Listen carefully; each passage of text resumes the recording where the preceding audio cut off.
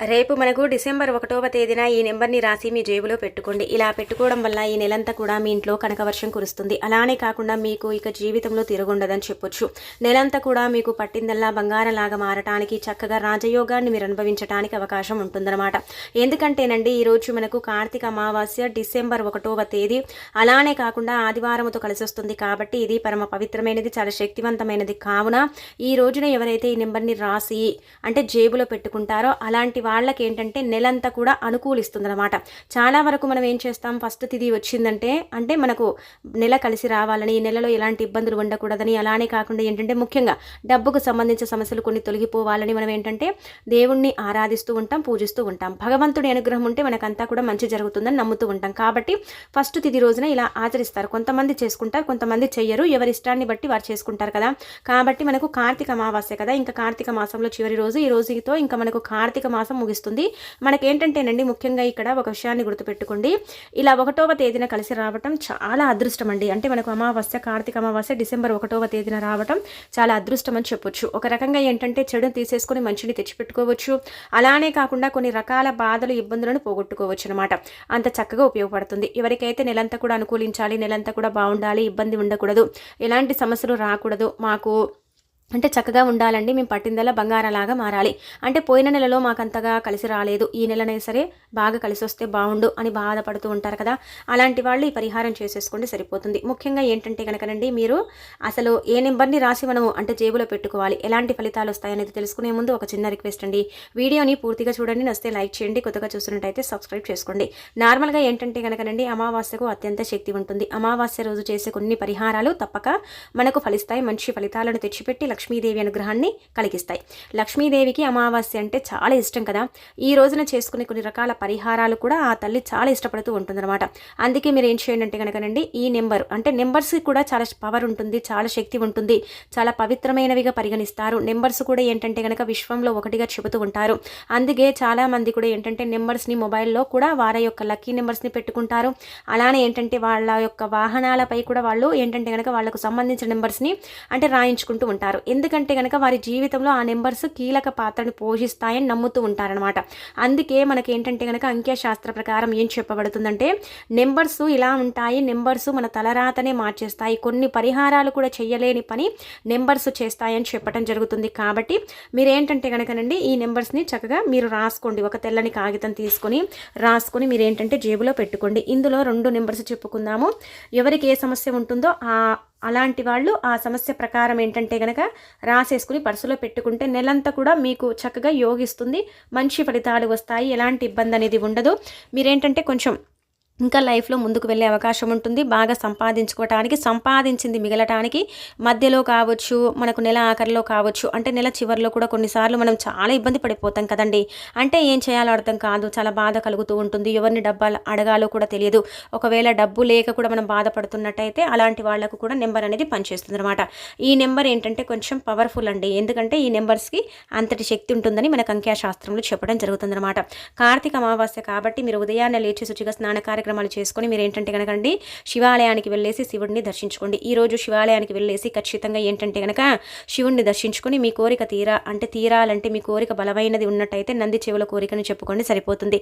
ఇక ఆ తర్వాత ఏంటంటే కనుకనండి ఇలా శివుడికి అభిషేకం చేసి శివుడిని దర్శించుకొని ఆ తర్వాత ఇంటికి వచ్చేసి ఇంట్లో కూడా పూజ కార్యక్రమాలు చేసుకొని మీ పూజలు అయిపోయిన తర్వాత ఈ నెంబర్ని ఒక తెల్లని కాగితం తీసుకొని రాసుకోండి. ముందుగా ఏంటంటే కనుక ఇక్కడ చూస్తున్నారు కదా 8888 అంటే ఈ నెంబర్కి ఎందుకండి శక్తి అంటే కనుక ఈ నెంబర్ ఎప్పుడు కూడా గుర్తుపెట్టుకోండి.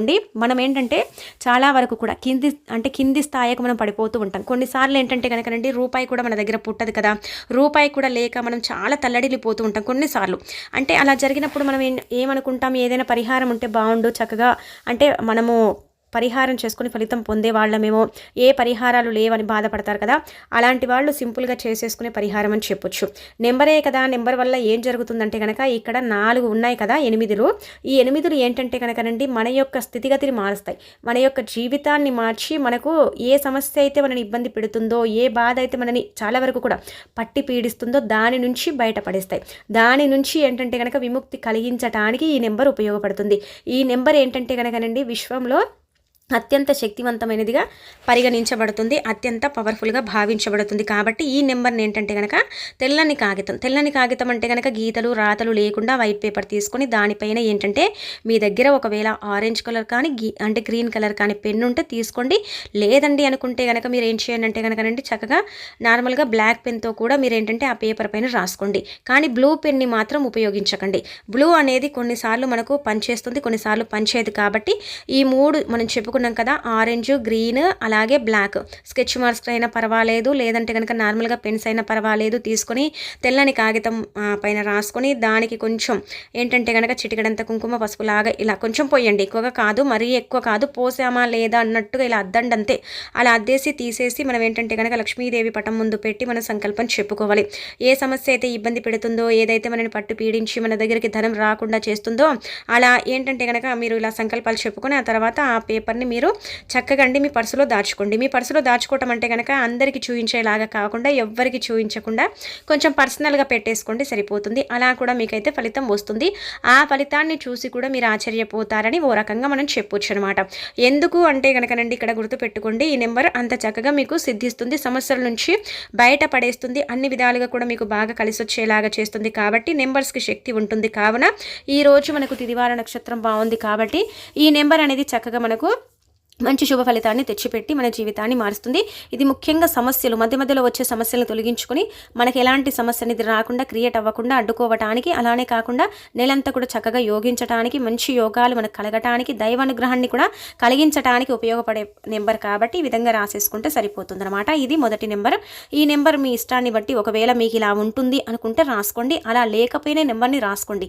ఈ ఉంది కదా ఈ నెంబరు 8 అనేది అంటే 8888 ఇలా ఈ నెంబర్ ఏంటంటే కనుక చక్కగా ఉపయోగపడుతుంది. మీకు అర్థమైపోతుందండి, మీరు రాసి పెట్టుకుంటారు కదా మీ పర్సులో, మీకు తెలిసిపోతుందన్నమాట. మీకు ఏంటంటే కనుక చాలా డబ్బున్న వాళ్ళు కావచ్చు, కొంతమంది జ్యోతిషులు కావచ్చు, అలానే కాకుండా కొంతమంది పర్టికులర్గా ఏంటంటే కనుక కొంతమంది ఇలాంటివి నెంబర్స్ రాసేసి పెట్టుకుంటూ ఉంటారు. మీకు తెలిసే ఉంటుంది కొంతమందికి. ఎందుకంటే నెంబర్స్ కూడా ఏంటంటే చాలా పవిత్రమైనవిగా పరిగణిస్తారండి. నెంబర్స్కి కూడా శక్తి ఉంటుందన్నమాట. కాకపోతే కొంతమందికి ఏంటంటే నెంబర్స్ పనిచేస్తే, కొంతమందికి అంటే పనిచేయవు. నార్మల్గా మానవ జీవితంలో లక్కీ నెంబర్స్ అనేవి అందరికి ఉంటూనే ఉంటాయి కదా, అలా ఈ నెంబర్స్ కూడా ఏంటంటే ఏంజల్ నెంబర్స్ అంటే పవిత్రమైన నెంబర్స్గా పరిగణిస్తారనమాట. అందుకే నెంబర్స్కి శక్తి ఉంటుందని చెప్తారు. కాబట్టి ఇలా 1వ తేదీన ఇలా పూజించుకున్న తర్వాత మన దగ్గర దాచుకుంటే మనకు అదృష్టం అని చెప్పొచ్చు. ఇక ఆ తర్వాత వచ్చేసి ఇంకొక నెంబర్, ఇది మాత్రం ఖచ్చితంగా ధన సమస్యలు తీసేసి రుణ బాధలు తొలగించి డబ్బు మన దగ్గరికి వచ్చేలాగా, డబ్బుకు అసలు కూడా లోటు లేకుండా చేయటానికి ఉపయోగపడే నెంబరు. ఈ నెంబరు లక్ష్మీదేవికి ఇష్టమైన నెంబర్ అని కూడా మనకైతే అంక్యశాస్త్రంలో చెప్పబడుతుంది. ఈ నెంబర్ని కూడా ఏంటంటే కనుక తెల్లని కాగితం మీద రాసేసుకుని మన దగ్గర పెట్టుకుంటే మాత్రం మన సుడి తిరిగిపోయి మనకు అదృష్టము ఐశ్వర్యము కూడా కలుగుతుందని ఒక రకంగా చెప్పొచ్చు. కాబట్టి మీరు ఏం చేయండి అంటే కనుక ఇలా ఈ నెంబర్ ఇప్పుడు మనం చెబుతున్నాం కదా, ఈ నెంబర్ ఏంటంటే కనుక గుర్తుపెట్టుకోండి, మీ ఇలా రాయొచ్చండి. ఇలా రాయటం వల్ల కూడా ఫలితం వస్తుందన్నమాట. ఎందుకంటే బీరువా పైన రాస్తే బీరువాలో పెట్టే డబ్బు స్థిరంగా ఉంటుంది, మన దగ్గర మనం రాసి పెట్టుకుంటే మన దగ్గర పెట్టే డబ్బు స్థిరంగా ఉంటుందన్నమాట. అంటే వృధా ఖర్చులు తగ్గిపోయి ధనం మన దగ్గరికి రావడానికి, డబ్బు స్థిరంగా మన దగ్గర ఉండటానికి, ధనానికి సంబంధించిన సమస్య పూర్తిగా తొలగిపోయి నెలంతా కూడా చక్కగా యోగించడానికి అవకాశం ఉంటుందన్నమాట. అంత చక్కగా ఈ నెంబర్ ఉపయోగపడుతుంది. కాబట్టి ప్రయత్నించండి. ఈ నెంబర్ ఏమీ లేదు, 555. ఇది చాలాసార్లు మనం చెప్పుకున్నామండి. ఈ నెంబర్ ఏంటంటే కనుక అంకెశాస్త్రాల ప్రకారం ఏంటంటే ఇది దైవానికి అంకితం చేయబడే నెంబర్ అని చెప్పడం జరుగుతుంది. కాబట్టి ఈ విధంగా మీరు ఆచరించేసుకుంటే ఫలితం అయితే ఉంటుంది. ఆ ఫలితాన్ని చూసి మీరు ఆశ్చర్యపోతారు. అలానే కాకుండా ఏంటంటే నెలంతా కూడా చక్కగా ధనానికి లోటు ఉండదండి. ముఖ్యంగా అంటే కనుక కోట్లు అయితే ఏం రావు. కాకపోతే ఏంటంటే ఇక్కడ ఒక విషయం గుర్తుపెట్టుకోండి, మనం సంపాదించిన సంపాదన మనకు అంటే మిగులుతుంది ఎంతో కొంత. అంటే వృధా ఖర్చులు కొంచెం తగ్గుతాయి. అంటే సంపాదన తగ్గకుండా మన దగ్గరికి అంటే నిలవ ఉండటానికి, అంటే ముఖ్యంగా ఇప్పుడు మన జేబులో 10 రూపాయలు పెట్టుకున్నా కానీ ఉండవు. ఒక్కొక్కసారి మనం 200 పెట్టుకున్నా 200 ఖర్చు అయిపోతూ ఉంటాయి కదా, అలాంటి ఖర్చులను తగ్గించుకోవడానికి ఉపయోగపడుతుంది నెంబర్, అంతేనండి. అంతేకాని కోట్లు తెచ్చిపెడుతుంది, కోట్ల సంపాదన మీ సొంతం చేస్తుంది కాదు. నెంబర్స్ ఉంటాయి కొన్ని, అలా అని కాదు. కానీ కొన్ని నెంబర్స్ ఏంటంటే కనుక డబ్బుని వృధా ఖర్చులు చేయకుండా అడ్డుకుంటూ ఉంటాయన్నమాట. కొన్ని నెంబర్స్ ఏంటంటే ధనాన్ని పెంచుతాయి. ఇలా ఇది 2 విధాలుగా కూడా మనకు ఉపయోగపడుతుంది. కాబట్టి రాసేసుకోండి చక్కగా. అలానే కాకుండా మీ దగ్గర పెట్టుకోండి. సేమ్ అండి, ఇది కూడా మనం ముందు చెప్పాం కదా, అలాగే రాసుకోవాలి. అంటే green colour pen, orange colour pen, black pen ఇలా. కానీ బ్లూ పెన్ను మాత్రం అసలు వాడకండి. ఒకవేళ ఇవి ఉంటే మీరు వీటితో రాయండి. ఇవి లేవండి మా దగ్గర అనుకుంటే మాత్రం మీరు పసుపుతో రాసుకోండి, ఇంకా చాలా మంచిది అనమాట. పసుపుతోనే రాసేసి దాన్ని మడత పెట్టేసి కొంచెం ఆరిన తర్వాత పసుపుతో రాసుకొని మీరు పర్సులో పెట్టుకున్నా సరిపోతుంది. కానీ నెల మొత్తం ఉంచుకొని నెల తర్వాత దాన్ని తీసి ఒక చెట్టు మొదట్లో పడేసుకోండి. ఇంకా మంచి ఫలితం వస్తుందన్నమాట. ఇంకా మీకంతా కూడా శుభాలు చేకూరుతాయని చెప్పొచ్చు.